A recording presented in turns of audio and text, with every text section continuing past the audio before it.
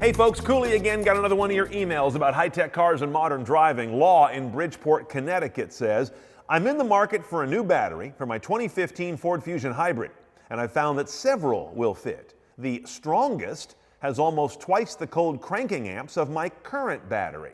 Can I do any damage to my vehicle by installing a stronger battery? The short answer here, Law, is no, but let's figure out what goes on when you head out there to buy a battery, because these are one of those things kind of like tires. There's a lot of code that doesn't necessarily make sense, and there's a lot of choices. So there are a lot of right answers. Like tires, that's what makes it confusing. Here's how you determine the right battery for your car. The basics, the easy part are, first of all, you've got to get the right voltage. On almost every car today, that means 12 volts. Some really old cars use 6-volt batteries, but you know who you are. You're collector vintage car people. And in the future, cars may transition to 48-volt batteries, but that's still on the cusp.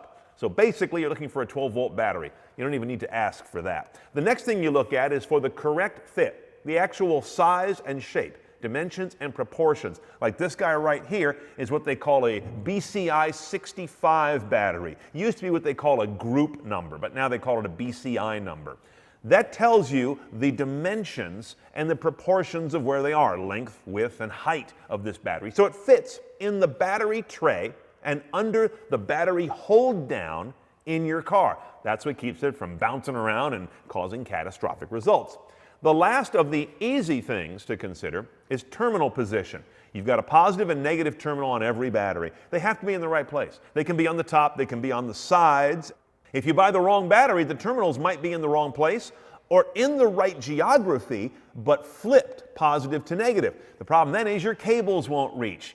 This is all about cables reaching without being strained or stretched. Now, all of that is also reflected in your BCI number. The number is dimensions. The letters after it also fill in the picture so that the dimensions and the terminal location is all specified. Now you've got the easy stuff done. Now is when it gets a little trickier, that cold cranking amp stuff you were asking about. Cold cranking amps are a measure of the battery's resources, if you will. That's the best way to put it. I think right now you're confused and you're thinking it's a measure of the battery's force, something it will do to the car.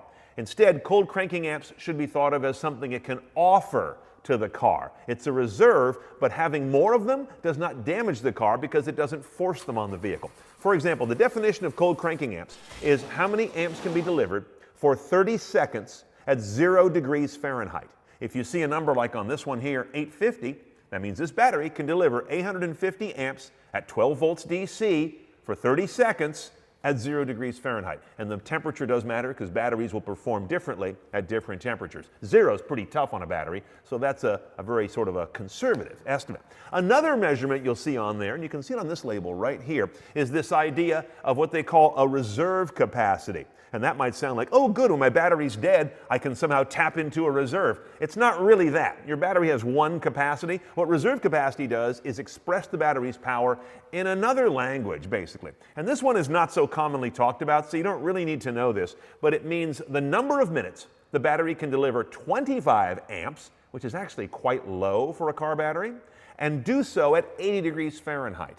So I don't think it's one that you need to worry too much about, but if you do see it, it's another way of expressing capacity. It's not a separate amount of capacity in the battery. Don't be fooled by that name. Now, all this leads to a question of what makes a quality battery. And this matters because that will affect the price of the battery. Good batteries, bad batteries, what's the difference? One of the first things you're paying for in a price differential is warranty. It's almost more of an insurance calculation than it is an actual technical or product reflection.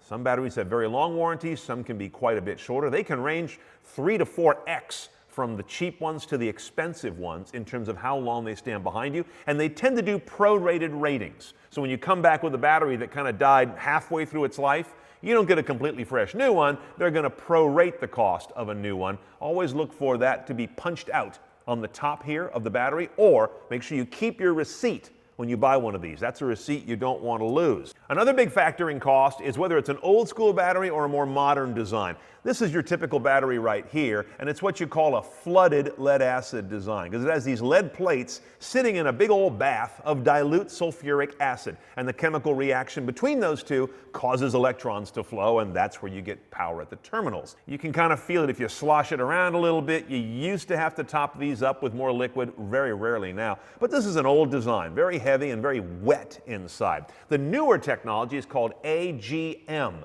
absorbent glass mat.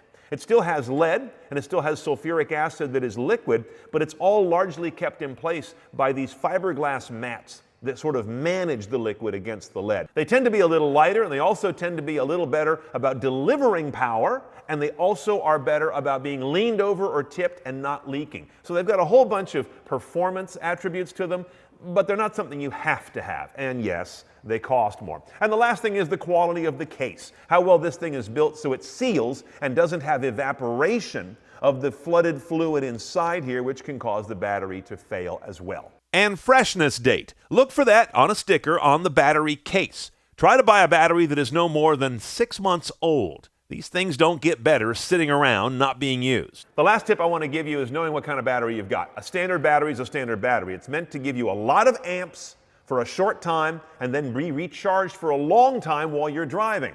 There's also another kind of battery called a deep cycle battery or a marine battery. And that is one that is happily used for long periods. Let's say you have your car in standby a lot with the radio or maybe the parking lights on. Whatever your odd application might be, you may want a deep cycle battery. They're designed a little differently.